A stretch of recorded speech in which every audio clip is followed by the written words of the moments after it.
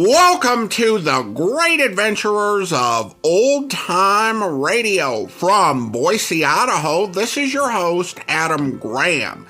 In a moment, we're going to bring you this week's episode of Counterspy. If you are enjoying the program, I do encourage you to follow us using your favorite podcast software. Also, today's program is brought to you in part by the financial support of our listeners. You can support the show on a one-time basis a number of ways by going to support.greatdetectives.net or become one of our ongoing Patreon supporters for as little as $2 per month. Just go to patreon.greatdetectives.net. But now, from September 6, 1949, here is The Arrogant Arsonist.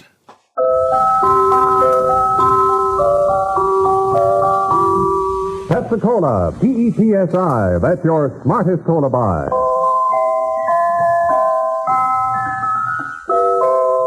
Pepsi-Cola presents Counterspy.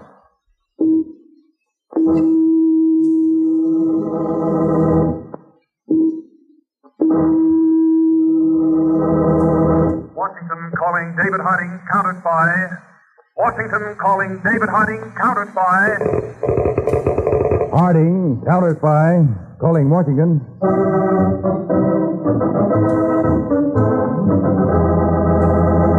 United States Counterspy, especially appointed to investigate and combat the enemies of our country, both at home and abroad. Tonight, the case of the arrogant arsonist. Another Counterspy report to the American people. Brought to you each Tuesday and Thursday by Pepsi-Cola. Pepsi-Cola, it's a spot, 2 full glasses, that's a lot. That's right, you heard what they said. 2 full glasses of sparkling Pepsi from one big 12-ounce bottle. You're getting an extra glassful. And what a delicious glassful. The most refreshing, delightful cola that ever tickled your taste. You can't top Pepsi's tangy flavor. And that big, big bottle saves you money, goes twice as far. Pepsi is America's big, big favorite. And America's biggest cola value. So why take less when Pepsi is best? Whenever you reach for refreshment, remember, Why take less when Pepsi's best? And now, to Counterspy.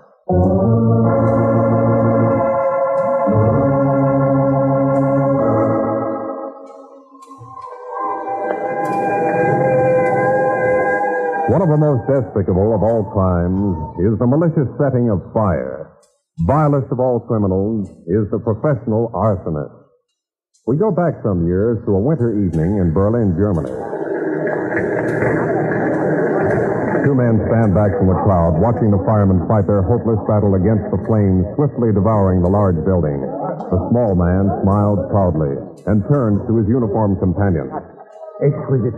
Exquisite, eh, Mr. Dietrich? Yes, Grant. Very beautiful. Did you ever see such wonderful flames? They dance like the lovely girls of the ballet, eh? Grant, tonight will be a turning point in history. I have no interest in history, Mr. Dietrich. I'm an artist, but with good business sense. Now that my work is done, there's the matter of the 50,000 marks. You have earned your money well, Grant.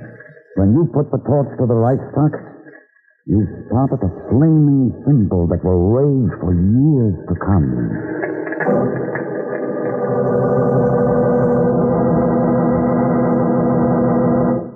That was February 27th, 1933. The infamous Reichstag fire in Berlin. And though Hitler's Germany has since been crushed, sparks of that fire still smolder. The greed and ruthlessness that started it still survive and flourish.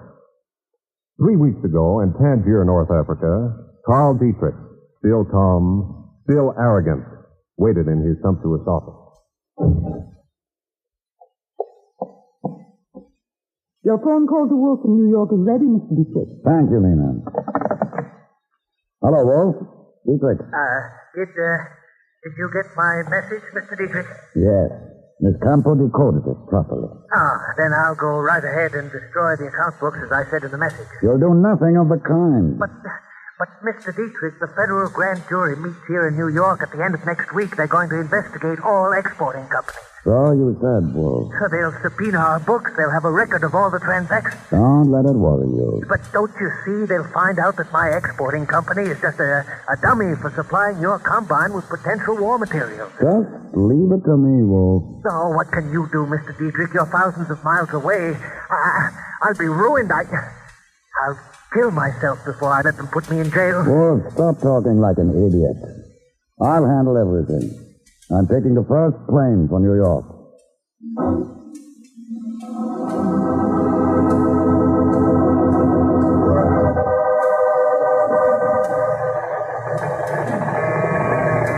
Attention, Mr. Harding, in Statistical Department. Mr. Harding, in Statistical. Please come to Communications Section immediately. Urgent code radiogram just received from Tangier.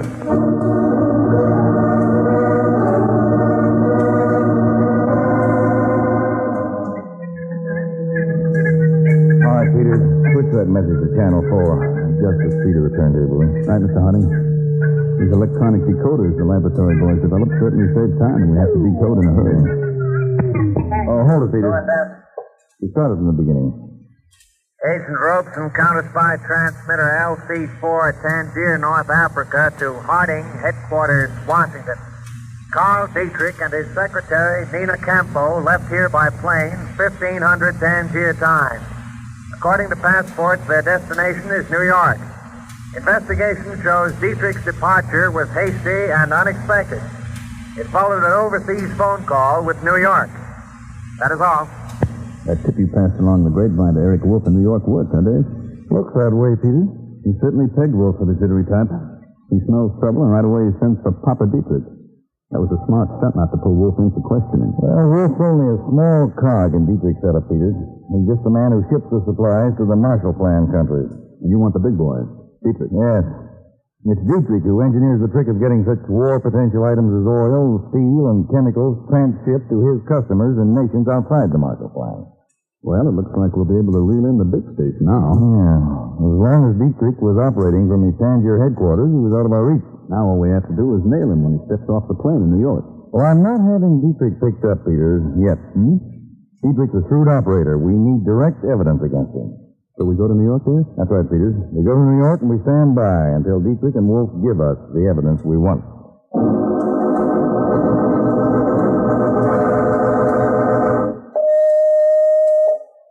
J12 to Mr. Harding, New York Field Office. Go ahead, J12. Dietrich and Secretary Nina Campo registered at Hotel Tremont, suites 1803 and 1804. Eric Wolf was waiting for them in lobby. The three have just entered Dietrich's suite. That is all.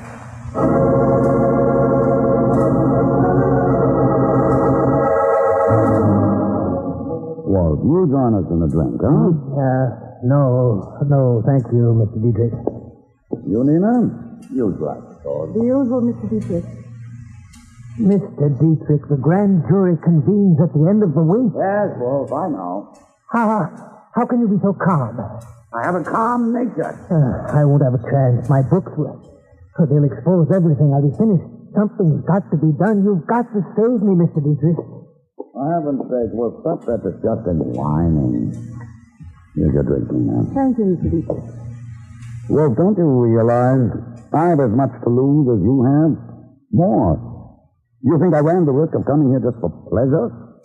I have millions at stake. But if our account books are taken before the grand jury... Let me worry about those books, Wolf.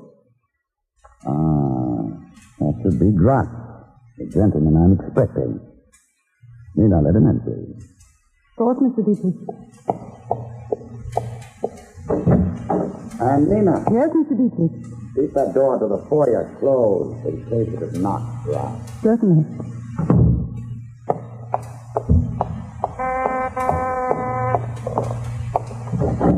Hello, Nina. God. Well, come in. Why are you dressed in overalls? It was Dietrich's idea, precaution. I'm posing as a hotel utility man. And Mr. Dietrich's in the other room waiting for you. And you, Nina? This will give you an idea. Oh, Nina, darling. You shouldn't be chanted like this. Yes. How long do I have to go on working for Dietrich? You took the job with Dietrich, so we'd have inside information on anything especially good. But what's wrong with his knowing about us? Then Dietrich wouldn't trust you. If we're going to get what we want, he must have complete faith in you. Nina, darling, I promise you, after this deal, we'll have enough money to be free of Dietrich forever. Now help me with these overalls. I better get inside.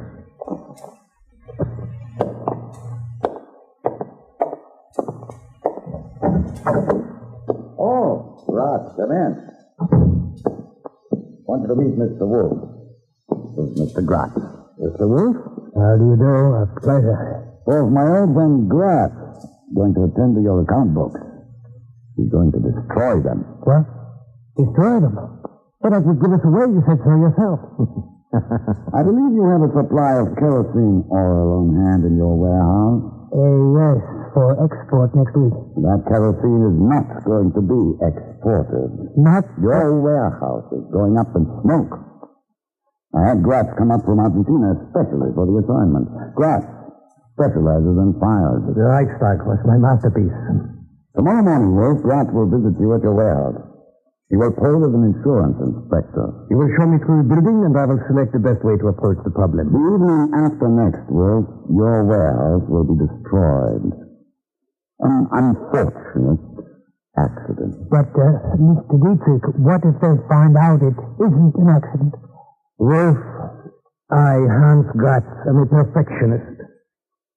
When I create an accidental fire, believe me, it's accidental.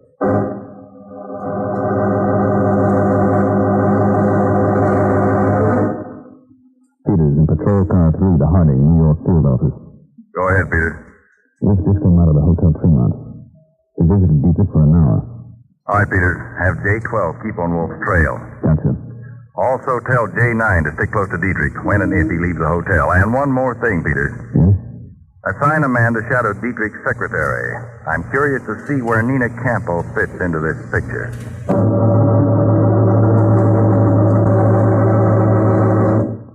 God, I waited for you this afternoon at your hotel. What happened? My work at Wolf's warehouse took longer than I expected. I was going to call you here at your hotel, but I didn't want to take a chance with Dietrich around. Will you be coming out of the living room in a minute? First, I want to know something. Anything, darling. You said last night that after this deal, we'd be free of him. We will, I promise. But he's paying me only $5,000. Darling, that's not enough money for us to get away and live. I have a plan, Nina. A plan that will build that 5,000 into 100,000. Hello, Mr. Dietrich. Sorry to keep you waiting, Rod. Did, Miss Campo keep you entertained? I'm afraid I'm dull company, Mr. Dietrich. I don't think Gratz thinks so. Do you, Gratz? Miss Campo is always pleasant to be with. Fine, I would say. Well, Gratz, how did your inspection trip go? Excellent, excellent. I'm going back to the warehouse tonight to prepare for tomorrow evening. And, Wolf understands what his part is to be? Perfectly. I don't want any mistakes, Gratz. Mr. Dietrich, there'll be no mistakes tomorrow night. Everything will go according to plan.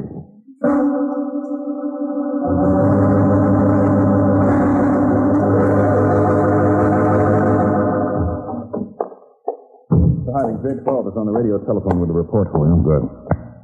This is Harding. Relay J12 in on circuit 5. J12, Patrol Car 4, reporting to Harding. Go ahead, J12. Wolf left his apartment at 9 p.m. and drove around town for 50 minutes. He just parked his car outside his warehouse. He's been sitting there about, wait a second. What is it? He got out of his car. Now he's opening the warehouse door and going in. Well, stand pat, J12. Don't follow him in. I don't want to scare him. Peters and I are on our way down. This may be it, Peters. You think Wolf's going into his warehouse for his records, Dave? Well, that's the way I expected him to react. If he does take those books out, he may deliver them to Dietrich. Let's go.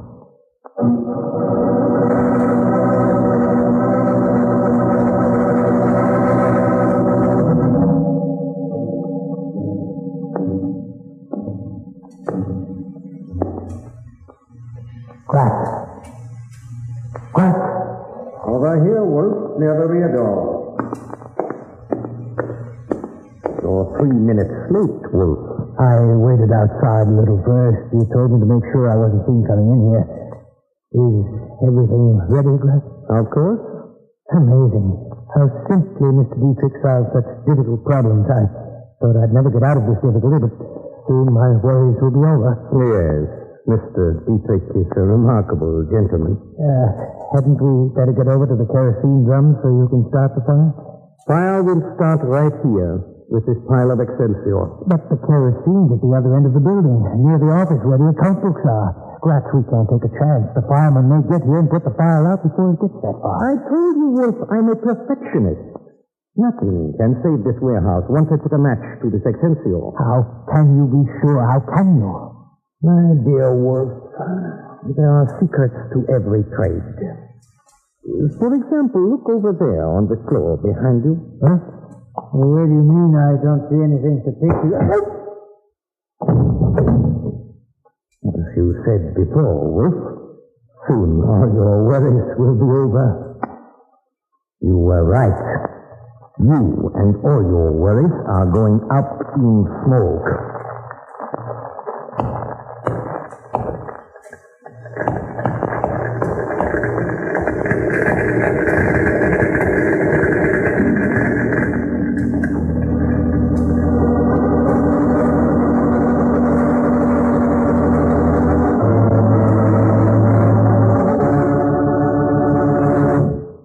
Back to Counterspy in just a moment. But first, Pepsi-Cola, hits and spots, blue full glasses, that's a lot. Lot more value, lot more zest. Why take less when Pepsi's best? more and more, among fellows and girls, among mothers and dads, you hear that sane and sensible question, why take less when Pepsi is best? No budget, no allowance ever had a better friend than tangy, sparkling Pepsi-Cola. Because one big 12-ounce Pepsi bottle gives you 2 delicious drinks. That's twice as much tangy taste, twice as much delicious Pepsi to go just twice as far. That's why more and more families say, why take less when Pepsi is best? Yes, families like yours and mine, families all over America, they're all saying, why take less when Pepsi is best? Pepsi-Cola, hits and spots, tastes terrific when you're hot. More and better than the rest. Why take less when Pepsi's best? Today, tomorrow, always. Get America's biggest cola value. Take home a carton of 6 big Pepsi bottles. Insist on Pepsi at the store. And say Pepsi at the fountain. Say Pepsi at the stand. Say Pepsi. Whenever you reach for refreshment, remember. Why take less when Pepsi's best? And now, back to Counterspy. The street before the Wolf Warehouse is a black mass of people as 3 fire companies fight the towering flames. Back of the fire lines, David Harding, in a Counterspy patrol car with his assistant, Harry Peters, is receiving a report from another agent. Mr. Harding, I was waiting outside the warehouse for Wolf, as you ordered. About 5 minutes after he had entered, I saw the flames. I tried to get in there to save Wolf, but no go. You better get those burns on your hands attended to, Edwards. Right. Chief, I don't get it. Wolf walks into that warehouse, and 5 minutes later, it goes up like a matchbox. Well, it's got the fire marshal puzzle, too, Peters. That warehouse was equipped with every fire prevention device, including a sprinkler system. The only angle I can see is that Wolf became panicky. He was afraid we were getting too close, so he decided to get rid of his books by faking an accidental fire. But he was trapped in the warehouse. You go along with me? Well, that's a possibility, Peters, but there's also a possibility that Wolf got out by a rear exit. We should have had an agent at that rear exit. Yes, but Dave, you agree with me about the books. Yes, Peters, but I'm holding off any other speculation until we get a laboratory analysis of that fire.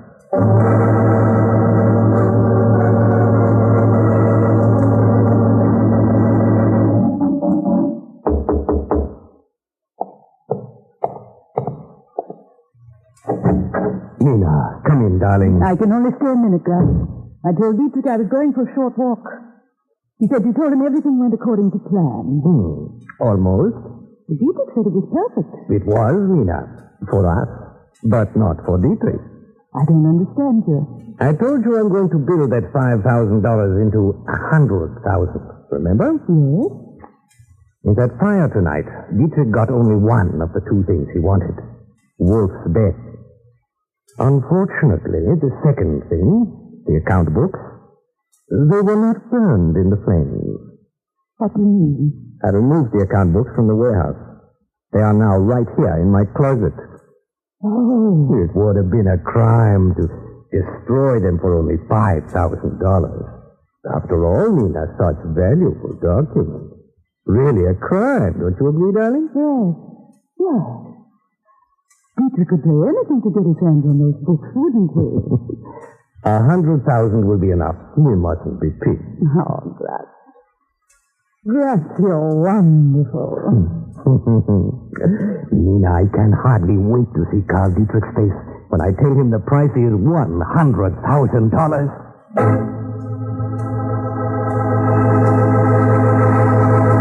$100,000. And well worth the price, Dietrich, don't you think?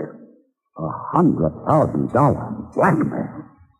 And to think I once trusted you, Gruff. Oh, we all make mistakes, Dietrich. Some are more expensive mistakes than others.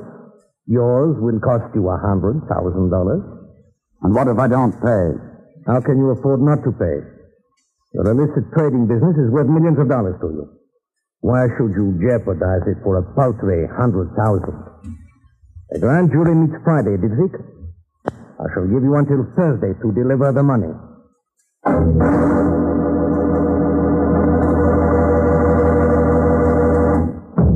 Got your message to get over here to the field office right away, Dave. What's up? The laboratory analysis on that fire is ready for us, Peter. First, that warehouse was set ablaze by probably the cleverest arsonist in the business. Oh? Next, the flames spread quickly because of oil in the warehouse. That black smoke, We guessed that last night. Yeah, but here's something we didn't guess. Our chemists found globules of kerosene oil in the sprinkler system pipes and valves. The sprinkler system was apparently loaded with kerosene instead of water. As the lab reconstructed, the arsonist started a small fire in the rear of the warehouse. The heat opened the sprinkler valves and the kerosene took care of the rest. That's right. A real professional job. Well, how about Wolf? Traces of human bone were found in the ruins. There's no doubt Wolf died in that fire. There's a good possibility he was murdered. Yes. Might have been convenient for Dietrich to get Wolf out of the way. Very convenient. Dietrich would be burning two birds with one match. We can't pick Dietrich up on that, Rat, Chief. According to our reports, he was in his hotel room all evening. Yes, I know, but there's another... Harding. J-12 reporting, sir. Go ahead, J-12. Nina Campbell left her room at the Tremont Hotel. She's now visiting room 907 at the Hotel Sergeant. Okay, J-12. Let me have a full report when Nina Campbell returns for the sergeant. Right. Nina Campbell? Hotel Sergeant? What's that about, Dave? Dietrich's secretary, Nina Campbell, left her hotel last night, Peters. You think maybe she's the one who put the torch to the warehouse? No. Nina Campbell walked out of her hotel at 11, almost an hour after the fire began. Where'd she go? The same place where she is now, room 907 in the Hotel Sergeant. And Peters, the occupant of 907 is a man named Gratz. Gratz? A checkup shows he arrived in New York Sunday on a plane from Argentina. Then maybe Gratz is the firebug. It could be. There's more. J-12 got into the room next to his. He overheard Nina Campbell and Gratz making arrangements to meet there this afternoon again. Oh, it's too bad we haven't got a detectaphone in there. But we have. I had it installed this morning. Oh, I might have known. Peters, I'm very anxious to hear the recording of the conversation between Gratz and Nina Campbell. There's no telling what interesting things those two are saying to each other.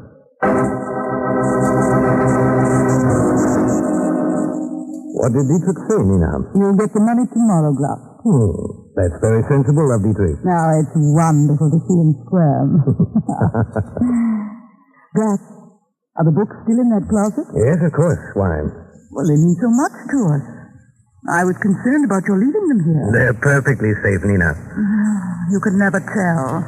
Nina, except myself, only one person knows where those books are. And I can trust you, can't I? Of course, darling. Always. Well, Peter, Dave, this record winds it up for us. Not quite. Aren't you ever satisfied? Yes, when I'm sure that people like Gratz and Dietrich get what they deserve, the electric chair. Then what's next? Well, that's up to Gratz. And the way he feels about Nina Campbell. What do you mean? Well, something Gratz said to Miss Campbell. He said, and I can trust you, can't I? Peters, I have an idea that Gratz's faith in Miss Campbell is going to be sadly twisted.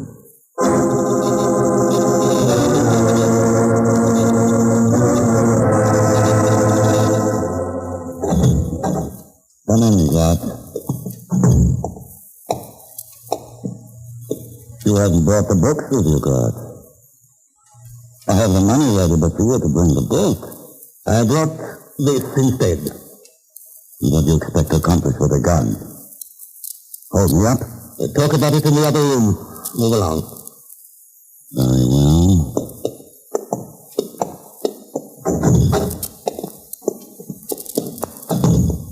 Stand right there.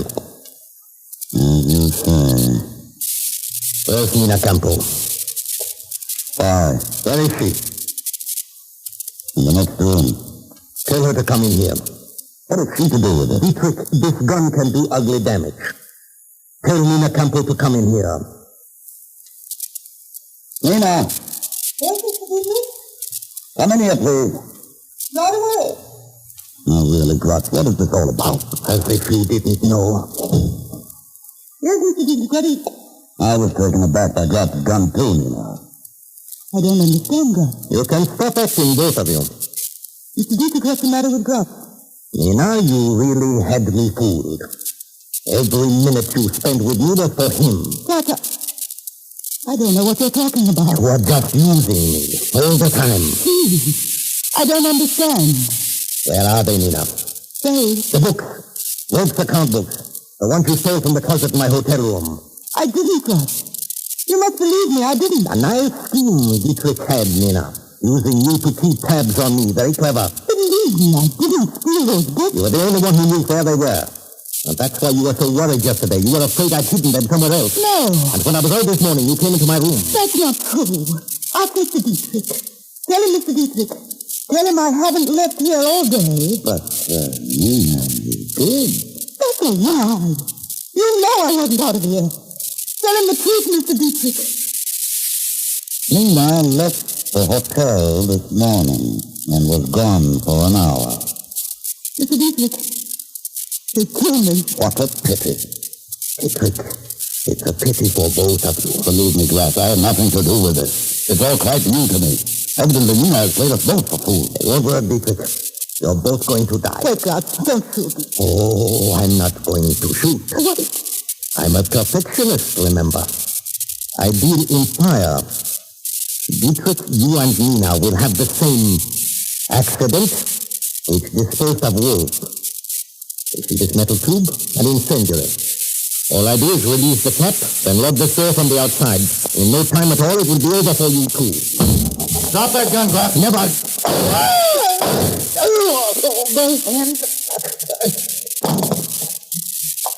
Get his gun, Peter. Beside that chair. Got it, Peter. Oh. This guy's a killer. Thank heaven you're right. Whoever you are. Dietrich, I don't think you'll like who we are. What? This is David Harding, chief of the United States Counterspies. Those account books of Wolf. They're in the Counterspy New York field office, ready for presentation to the federal grand jury in the morning. What? Yes, Gratz, we got them out of your room, not Nina Campo. I had an idea that their sudden absence would provide the evidence I wanted, and it did. Evidence, Gratz, that will finish both your career and Dietrich in the electric chair.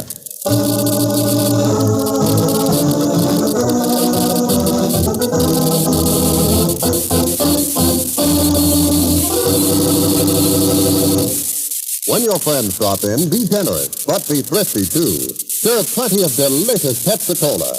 Pepsi's big 12-ounce bottle gives you not just one sparkling glassful, but two.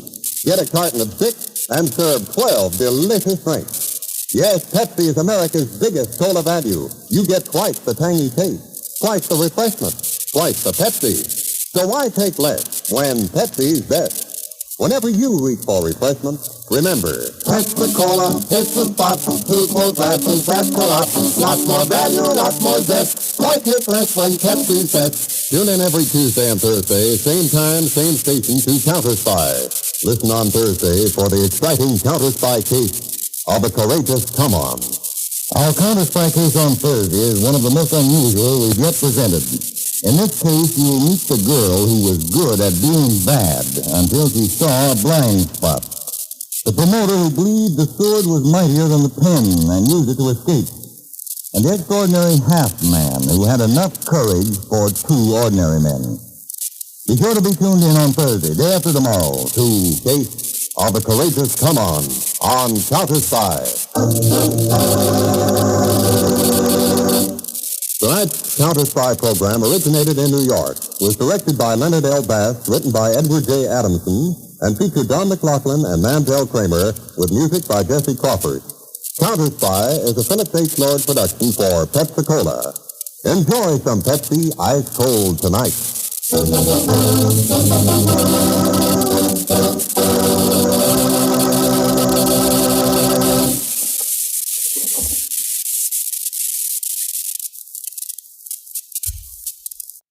Well, a really fun story, and kudos to Phillips Lord for having a reasonable counterintelligence reason for them to investigate, because certainly the illegal shipping of potential war supplies would be a job for Counterspy, even if the typical arson case would not. And of course, this was not a typical arson. This was big, very, very big. And I loved it for that, even though it would probably not be a plausible arson method. For one thing, if you're looking at a wet pipe sprinkler system, it was either connected to a dedicated water source or to city water.